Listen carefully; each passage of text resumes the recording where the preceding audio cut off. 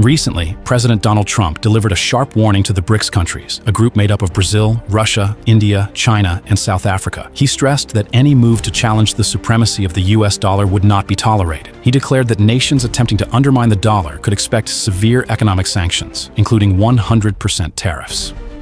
Trump made it clear, the US dollar is non-negotiable, and the United States will not back down from defending its dominance in global trade. But here's the twist. Despite these stern warnings, BRICS is not backing off. In recent years, these nations have been making significant strides towards reducing their dependence on the US dollar. A critical move in this direction has been encouraging trade in local currencies. Take Brazil and China, for example. They've agreed to trade directly in their own currencies, the Chinese yuan and the Brazilian real, cutting out the US dollar as the middleman. This move helps not only in reducing exchange rate risks, but also fosters greater financial independence for these nations. It's a strategic push to rewrite the rules of international trade without the influence of the US dollar.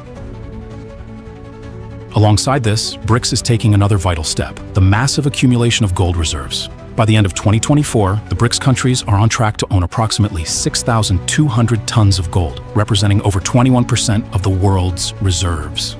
This is not just about hoarding gold. It's a powerful strategy to shield these countries from financial volatility and economic sanctions, ensuring they have assets beyond the reach of the US dollar. In a bold move, BRICS has launched a new payment system, BRICS Pay. This cross-border payment platform, powered by blockchain technology, enables BRICS nations to conduct transactions in their own currencies, bypassing traditional Western-dominated financial systems like SWIFT. With BRICS Pay, members can now make direct payments in their local currencies, eliminating currency conversion fees and reducing transaction costs. This platform is not just about saving money. It's a direct challenge to the US-dominated financial architecture, pushing for a more independent, multipolar global financial system. The unveiling of BRICS Pay and the gold accumulation strategy are part of a long-term plan to reduce reliance on the US dollar and establish a new financial order. These moves reflect a growing tension between the US and BRICS, with the latter aiming to alter the dynamics of global finance. As these nations rally together, they're not just shifting their financial policies, they're reshaping the very landscape of global power. But can BRICS truly break the US dollar's dominance? That's the million-dollar question. The US dollar isn't just a currency. It's the backbone of global trade and finance, deeply embedded in financial networks, trade agreements, and political stability worldwide. Its dominance is reinforced by international treaties, financial markets, and global institutions where the US holds significant sway. That said, BRICS' strategies are putting pressure on the US, and the future could see significant shifts in the global financial landscape. With increasing cooperation among its members, BRICS is carving a path toward a multipolar financial system where power and influence may no longer be solely in the hands of the US. So, what does the future hold for the US dollar? Will BRICS truly succeed in breaking its stranglehold, or will the US continue to dominate? As these strategies unfold, one thing is clear. We are at a pivotal point in global finance, and the US dollar's supremacy could very well be on the line of the US. Before we even get started, hey, the elephant in the room. President Trump's in the hospital from COVID, and I just want to say my heart goes out to COVID. Chris Rock kicks off with a savage throwback, yet in one of Trump's most ridiculous moments, suggesting we should inject disinfectant to fight COVID. He mimics Trump's tone perfectly as the crowd bursts out laughing. Rock also mocks Trump's obsession with crowd size, pointing out how bizarre it is that a president would care that much. It's hilarious, but also a little too real. The internet agrees. This bit spreads like wildfire across social media. Next, Rock compares Trump to a walking, talking SNL sketch, not in parody, but in real life. He goes in hard, listing off a string of Trump's most embarrassing business failures: Trump Steaks, Trump University, Trump Airlines. Each name hits like a punchline, because behind every flashy logo was a collapse waiting to happen. Trump Steaks, sold through sharper image. Trump University, fined $25 million for fraud. Trump Airlines, gone within 3 years. The audience doesn't just laugh, they recognize the truth in the joke. It's not just comedy, it's a brutal takedown of Trump's entire so-called branding empire. a legacy built on gold letters and bankrupt promises. Be a war hero that got captured. I don't want to vote for nobody that got captured. I want to vote for that got away. But the real shocker. Chris Rock calls out Melania Trump. He doesn't need to exaggerate, just pointing out how cold she looks when standing next to Donald. Her blank stares, the hand dodges, that stiff, forced smile. And suddenly the internet is obsessed again. Melania becomes the unexpected co-star of this viral moment. And that brings us to the moment everyone's been waiting for.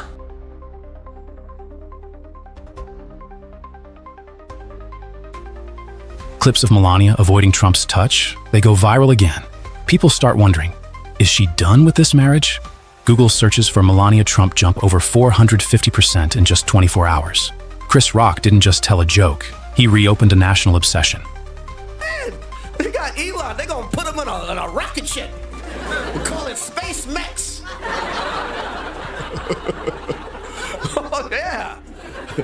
J-Lo's gonna marry Ben again just so she can stay in the country. And how did Trump respond? Just as expected, furious. He storms through Mar-a-Lago, then rushes to post on Truth Social, calling Chris Rock disrespectful and not funny. Some sources even say he's threatening legal action, but it backfires. The clip spreads faster, the memes double, and the conversation only grows louder. Will. And then you get to the resort and you're like, Jamaica's nice. Chris Rock's genius? It wasn't just funny, it was accurate. Every joke hit a nerve, not because it was cruel, but because we'd seen it all before. Trump's weird moments, Melania's quiet resistance, the brand failures, the outbursts. Rock took all of that and turned it into a comedy set America couldn't ignore. And judging by how loud the internet got, this performance hit exactly where it was meant to. Don't go anywhere. We've got more fascinating stories coming your way. Welcome back. President Trump is threatening to put a 200% tariff on wine, cognac, and other European alcohol imports, including 200% tariffs. Could those beloved bottles of wine and champagne from the EU become pawns in the biggest trade war happening right now between the US and the EU? Here is what he just posted. Quote, the European Union has just put a nasty 50% tariff on whiskey. If this tariff is not removed immediately, the U.S. will shortly place a 200% tariff on all wines, champagnes, and alcoholic products. President Donald Trump has issued a bold threat. If the EU does not change its tariff policies on U.S. steel and aluminum, the U.S. will impose tariffs as high as 200% on wine, champagne, and other alcoholic beverages from EU countries. This is not a hasty decision, but a strategy aimed at pressuring the EU to change the unfair tax policies the U.S. claims they have in place. In reality, this is a hard blow to the EU's wine industry. In 2023, the EU exported about 13.1 billion USD worth of alcoholic beverages to the US, with French wine being the flagship product in that trade. A 200% tariff could cause the price of French and Italian wines to soar, leading to a decline in market share for EU wines in the US. This could severely impact major wine producers in Europe, as American consumers will face double the price for their favorite wines. The wine industry is unlikely to sit idly by. This tariff increase will certainly hit the wine industries in countries like France, Italy, and Spain hard. But this is not just a loss for Europe. If tariffs on EU wine rise, US consumers may turn to other options, including domestic wines, shrinking the market share of EU wine producers in the US. One day to the other, we will have to stop to send our wines to the United States. There is no way we can sell wines in the United States. We can reach this market if we are suffering a 200% tariff.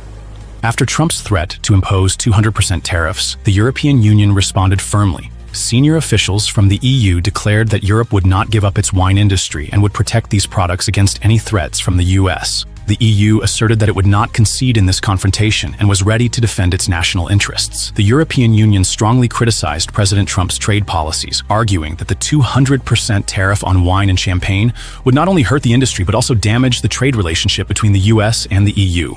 French wine producers, especially premium brands like Champagne, will face great difficulties as high tariffs push up the cost of their products. France has spoken out to protect the interests of its wine industry and is ready to face any retaliatory measures from the US. However, this confrontation creates opportunities for U.S. wine producers. If the EU does indeed impose 200% tariffs on imported wine, U.S. winemakers could expand into the EU market, especially if the U.S. reduces tariffs on domestic wine. This could be a huge boost for the U.S. wine industry, allowing them to build and expand their market in countries that are already familiar with European wine brands. If the EU continues to maintain its tariff rates and refuses to yield, the wine industry in these countries will certainly face a significant decline in revenue in the U.S. At the same time, U.S. wine producers will have the opportunity to expand their market share in EU countries if they reduce tariffs on domestic wine products, especially California or Texas wine brands. The trade war between the U.S. and the EU is entering a phase of unprecedented tension. How will the EU respond, and can the U.S. seize this opportunity to expand its wine market in Europe? Don't look away, because the next developments in this tariff war will surprise you. Just 80 kilometers long, but the Panama Canal sees more than 14,000 ships pass through each year. That's over 5% of all global maritime trade, and more than 70% of that traffic is connected to U.S. ports. Then, in early 2025, Donald Trump announced his plan to take back control of the canal. So why does the U.S. want back in? What is China losing in this game? And how will Panama navigate between two superpowers? At a campaign rally, Donald Trump declared he would regain control of the Panama Canal. He criticized the high fees imposed on U.S. ships, calling them unfair, and claimed the U.S. was being drained by the very route it built. Trump pointed directly at CK Hutchison Holdings, a Hong Kong-based conglomerate, which currently operates two strategic ports at both ends of the canal, Balboa on the Pacific and Cristobal on the Atlantic. According to Trump, this compromises America's trade security and national defense. Beyond speeches, an internal document described as a Provisional National Security Guide revealed that the Trump administration had asked the Pentagon to consider all options to secure long-term U.S. access to the canal. These options included military cooperation, technical assistance, and measures to guarantee the canal's neutrality. Panama responded quickly. The foreign ministry stated firmly, "The Panama Canal is a national asset. It belongs to the Panamanian people, and it will remain that way." Yet just weeks later, Panama made a series of strategic adjustments. First, Panama announced its withdrawal from China's Belt and Road Initiative, a program it had joined back in 2017. Second, the Attorney General of Panama canceled the long-standing port concession agreement with CK Hutchison Holdings. Originally signed in 1997 and renewed in 2021. The deal had extended their rights for another 25 years. Together, these moves reflect a significant shift in Panama's foreign and economic policy. A small nation with no military, using the US dollar, Panama is deeply dependent on international trade. Shortly after the CK Hutchison deal was canceled, a new consortium, led by U.S. investment giant BlackRock, announced it had secured a deal to take over port operations, valued at $22.8 billion. BlackRock is the largest asset manager on Earth, a symbol of America's financial power. The Panamanian government stressed that this was a purely commercial transaction with no effect on national sovereignty or control over the canal. But the timing raises questions. A U.S. company replacing a Hong Kong operator at a critical global choke point, just as the U.S. signals its return. Many suspect a tight coordination between U.S. policy and private capital flows. So far, Beijing has not issued any official comment, but make no mistake, China is still the second largest user of the Panama Canal. It also holds vast investments across Latin America in infrastructure, mining, and trade. Analysts believe China is now following a no-conflict strategy, strengthening ties with regional giants like Brazil, Nicaragua, and Argentina, while diversifying trade routes through the Arctic and across Africa. It's all part of China's long-term plan to reduce reliance on U.S.-controlled choke points. This battle is not military, but it has all the hallmarks of a modern power struggle. The U.S. is using trade leverage, tax policy, and financial investments to restore its influence. China is staying low profile, but expanding horizontally. Panama is walking a tightrope, trying to balance between two titans, while still asserting its sovereignty.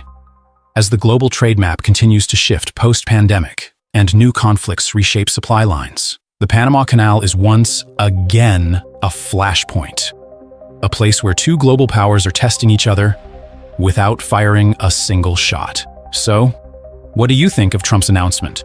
Will China strike back quietly? And what path will Panama choose next? Stay tuned. The next chapters in this story may change the course of global trade forever. BRICS is considering withdrawing from the IMF and World Bank. This could signal a massive shift in the global financial system. Countries like Brazil, Russia, India, China, and South Africa are looking to create an alternative financial structure that's less reliant on the USD and not controlled by the West. But what's driving this change?